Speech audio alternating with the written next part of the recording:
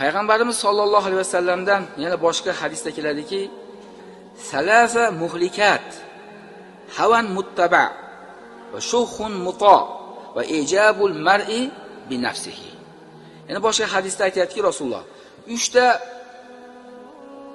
halok qiladigan amallar bor deyapti. Muhlikat halok qiladigan, insonni xor qilib yuboradigan, oxiratda ham, dunyoda ham. Buni birinchisi hawan muttaba, havoy nafsiga ergashadi. Haqda aytsa quloq solmaydi. Qur'ondan, hadisdan gapirsa, ilmdan gapirsa, shu havoy nafsiga ergashadi. U yoshligidan beri o'rnashib qolgan bidiyatini qilib keta oladi. Bu ham odamni halok qiladi, dunyoda ham, oxiratda ham. Ikkinchisi shuhun muto. Shuhun muto shu itoat qilinadigan baxillik. Shuh degani ham baxillikning bir turi. Ya'ni mutarodif, bir-biriga o'xshash, lekin ozgina farqi bor.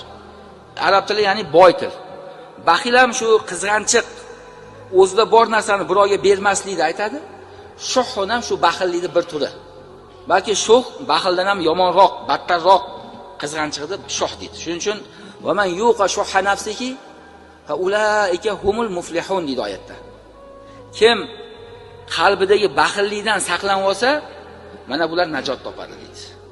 Demak, shu baxillikdan, ya'ni insonning qalbiga baxillik o'rnashib ketadi. Mana shundan Allohdan duo qilib so'raladi. Ey Alloh, qalbimdagi baxillikni o'zing ko'tarib yuborgin deydi. Kim mana shu baxillikni qalbidan chiqarib oladigan bo'lsa, ular najot topadi deyapti.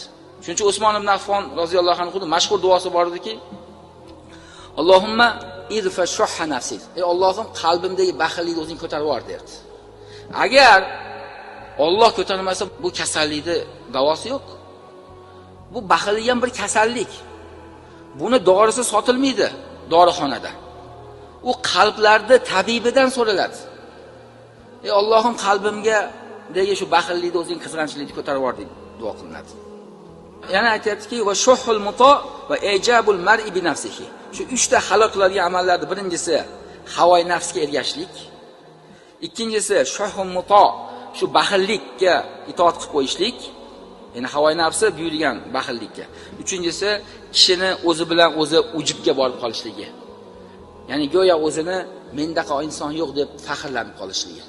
yoki men ishlarni do'ndirib qo'yapman deb o'ziga baho berib qo'yishligi ham insonni halok qiladigan amallardan ekan.